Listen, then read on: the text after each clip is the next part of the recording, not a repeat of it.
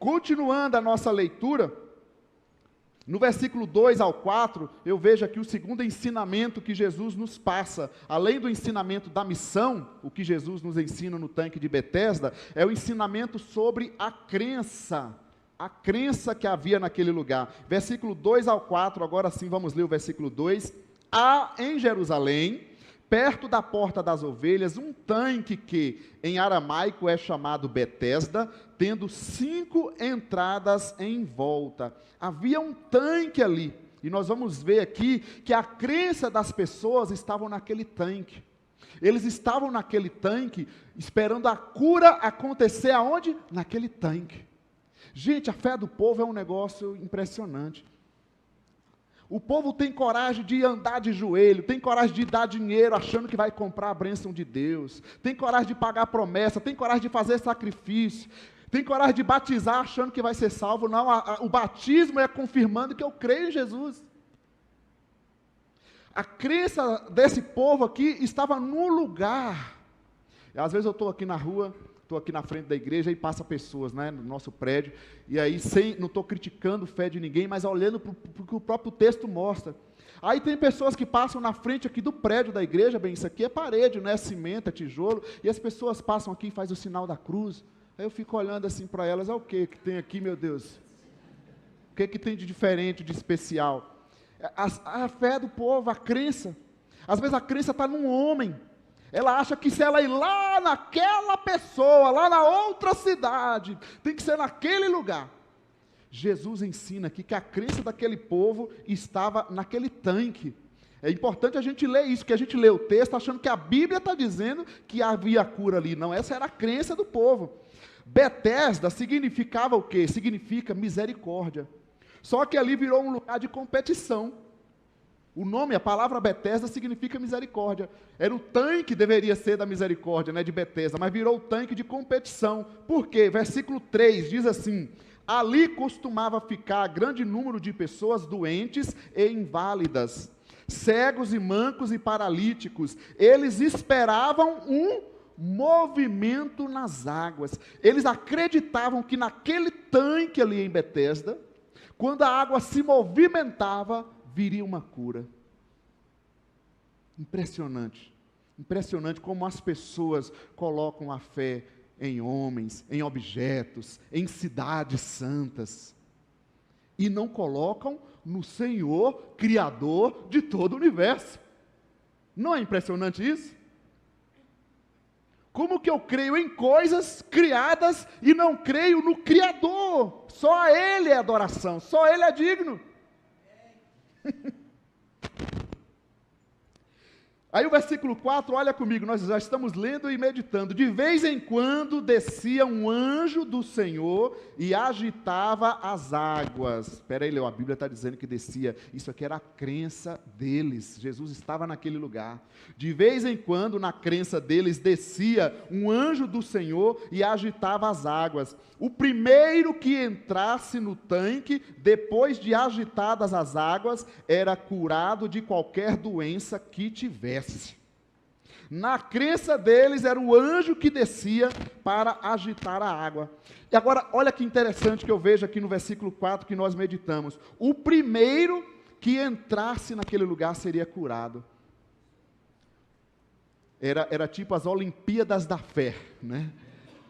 O que fosse o primeiro lugar, o pódio, posso te afirmar categoricamente em toda a escritura bíblica, Jesus não veio para os primeiros, Jesus veio para os últimos, para os pecadores, para todos os necessitados. Isso aqui era a crença deles. Você não precisa ser melhor do que ninguém, você não precisa fazer o seu maior esforço, você precisa crer quem é Jesus Cristo.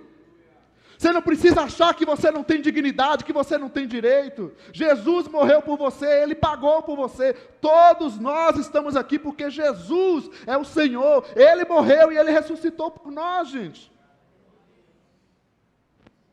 Mas vamos continuar. Terceiro ensinamento de Jesus aqui nesse texto, nos versículos 3 e 5. Eu chamo aqui de a necessidade. Jesus nos ensina sobre a necessidade. Versículo 3 diz: ali costumava ficar grande número de pessoas doentes e inválidas, cegos, mancos e paralíticos. Nós precisamos sempre observar que os milagres de Jesus no Novo Testamento é uma confirmação da sua divindade. Todos os milagres de Jesus no Novo Testamento, que ele está no Novo Testamento, nos Evangelhos, está confirmando que Jesus era o Senhor, que ele era Deus. E quando Jesus desce ali no meio de Jerusalém, caminhando por todo lugar, e pessoas sendo curadas, pessoas sendo libertas de demônio, todos esses sinais eram uma prova viva, visível de quem Jesus era. Léo, por que todo mundo não acreditou? Porque a fé depende de cada um.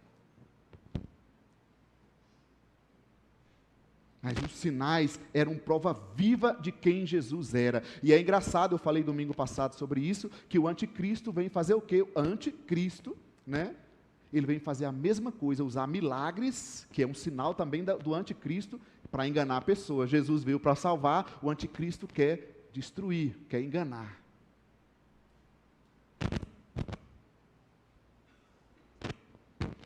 Versículo, ainda aqui que a gente está vendo, falando de cegos, mancos, a gente tem que pensar nisso não somente fisicamente, mas também olhar para todas as questões espirituais que existem.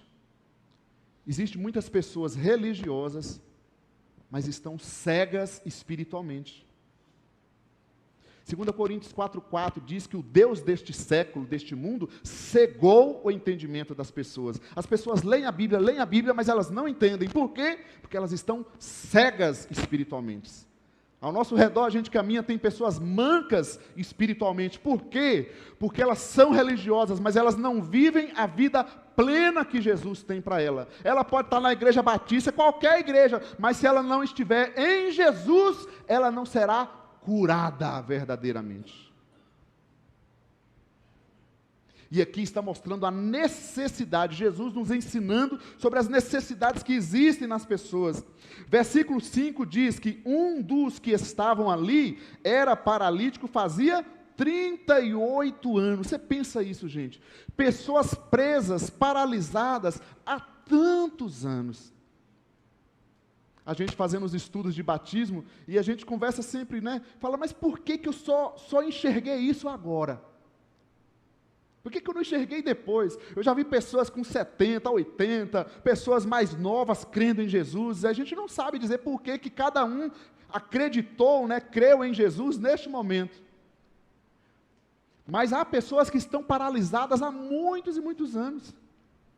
Mas para Deus não há impossível. Eu já vi pessoas de muita idade, presas em tantas coisas religiosas, às vezes até brigando com os parentes, e eu chegava lá, eu só falava de Jesus, e sabe o que aconteceu? Ela foi curada, ela foi liberta em Jesus Cristo.